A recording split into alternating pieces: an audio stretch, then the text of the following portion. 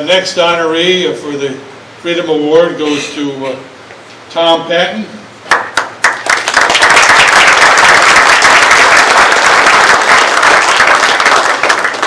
In recognition of your outstanding leadership, serving in the Ohio Legislature as State Representative and as Senator, taking up numerous legislative initiatives for first responders and for ethnic activities, for your legislative leadership in various committees and boards, and as Majority Floor Leader, for your role as primary sponsor in authorizing the use of the land bank as a tool to curb urban blight, and for your strong support of your Irish heritage, your God, your family, your country, and the goals of the American Nationalities Movement.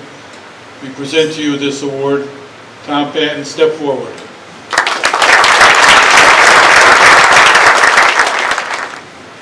I think this, there we go. What a nice crowd. Rain stopped. It looks like it stopped. Thunder's going on. I want to first thank Judge Burke. I don't think any of us truly realize how much work and how much effort goes into pulling off such a special event. So please join me in giving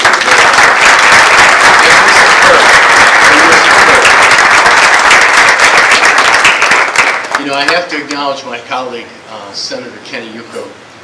If there's ever a poster for what's wrong about term limits, it's Kenny Yuko. Kenny, where you're at, please stand up. Kenny's webcam. Kenny turned out of the Senate just at the end of last year, and what a great loss to the people of Ohio. And Kenny, I just wanted to acknowledge you. It was a joy working with you in Columbus. I also have to point out Mary Rose Okar. When I was running in 2000, please. When I was running in 2002, Mary Rose was there with a quick word of advice, lots of words of advice. And then when I was fortunate enough to get elected, she was a constant source. I actually had her number on speed dial. The Patton family and Mary Rose go way, way back. My sister Winifred was here tonight. Actually was taught at the Old Lord's Academy on Bridge Road by Mary Rose Okar. And they're both still looking great.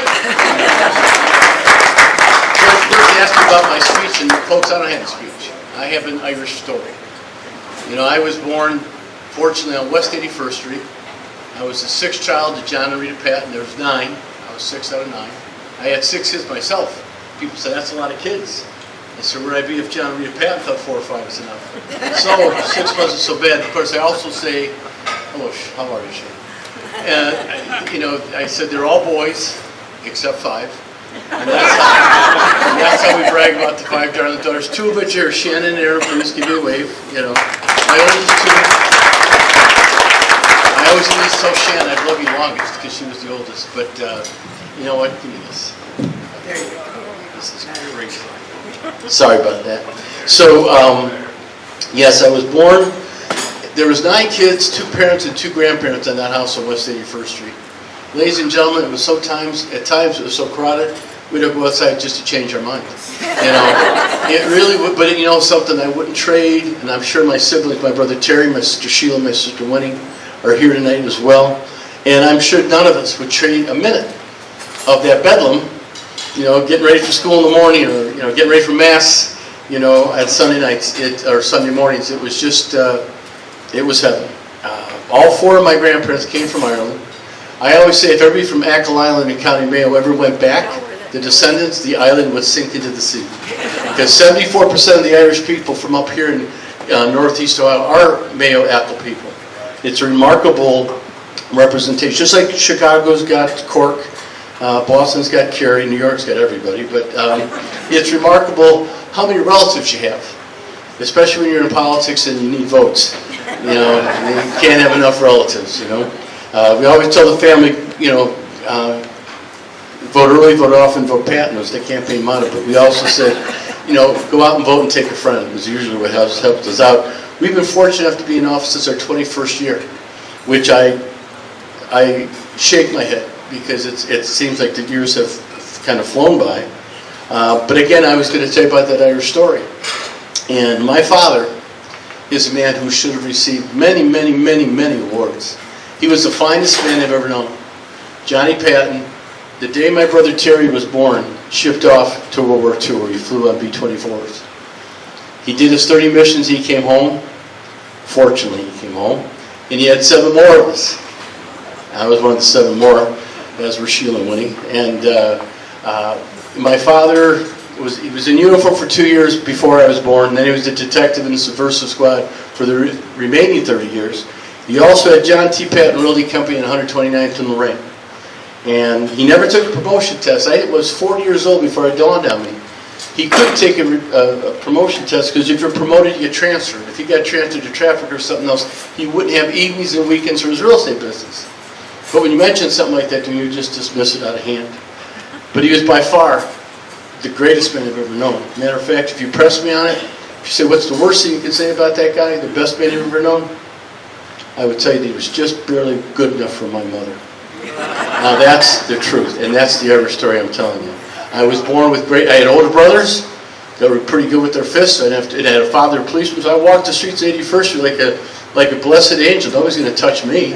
I was Timmy Patton, I was Terry Patton's little brother. I had older sisters to help with the homework, and iron shirts and all the stuff that older sisters are kind enough to do. But it was very, very heartwarming, and I think that as I now have watched my daughters all get married, and I've now blessed with 10 grandchildren of my own.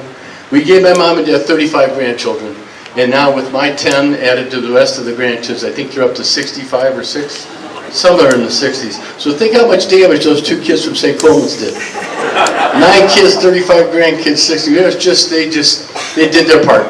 I want to point out to the Bobby Kennedy story.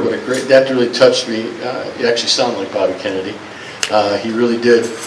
And I don't think this country would ever know how we would have been different if Bobby Kennedy not been taken from us. I think the country would have been on a completely different course, and especially the course that we're at here today. But here in the state of Ohio, you guys, you just got a tax cut. You'll be seeing that pretty soon. We put more money in public school education than's ever been put in before. We gave vouchers to the people that want to send their kids to Catholic or other private schools, and I think we did an awful lot of good stuff. But I want to end the night because I was told I had 2.5 minutes. I think I went kind of past that. Although, if I got 2.5 minutes, I want to know how come this guy had 9 minutes for the grace, but that's all right. I had to tease Jimmy about that, I really did. But thank you all very much. This is, it's always an honor to be here. For the first 20 years that I came here, I was the guy bringing the proclamations to the winners. I want to congratulate my colleagues, my fellow honorees on their behalf for their being recognized tonight. Don't have a proclamation for you guys, but I think you're getting this award. That's an whole lot better. In any event, thank you all very much. Have a great night.